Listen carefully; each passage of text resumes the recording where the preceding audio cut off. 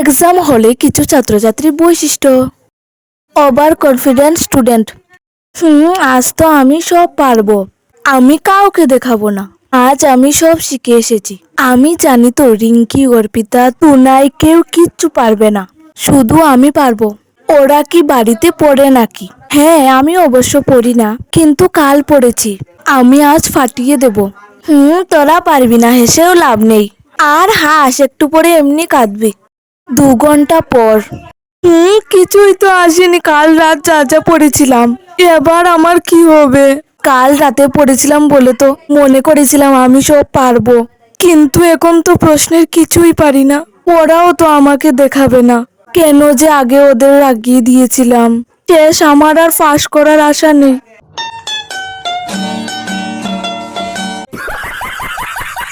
পড়ায় ভালো না স্টুডেন্ট। দূর, আমি আর পরীক্ষায় বসবো? আমি তো বসলেও ফেল, না বসলেও ফেল। আর বসেও কি করব?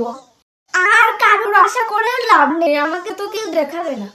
মানুষ জানে না কেন এরকম হয়। ওরা তো পারবে, যদি আমাকে একটু দেখাতো তাহলে আমিও পাস করতাম। ওদের তো আর কিছু কম হবে না, কিন্তু দেখাবে না। বাদ দাও, আমার আর কিছু করার নেই। আচ্ছা। বান্ধবীর খাতা কপি করা স্টুডেন্ট। এই এই ঘুরে রাখিস কেন? দেখা দেখা।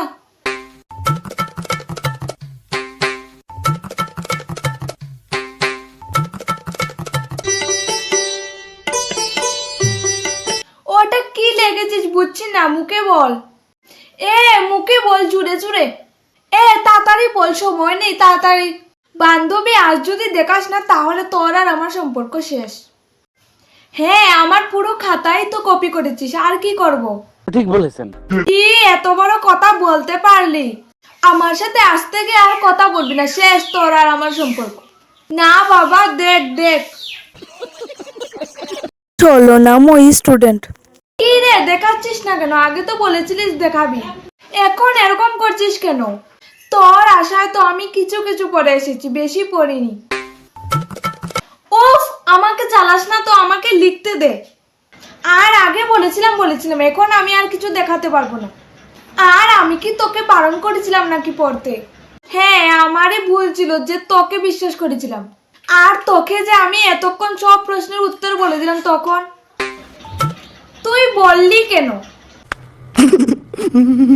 Topper student. 5 ঘন্টা হয়ে গেছে, এক্সাম ছিল 3.5 ঘন্টা, আরো 1.5 ঘন্টা তোকে এক্সট্রা দিয়েছি।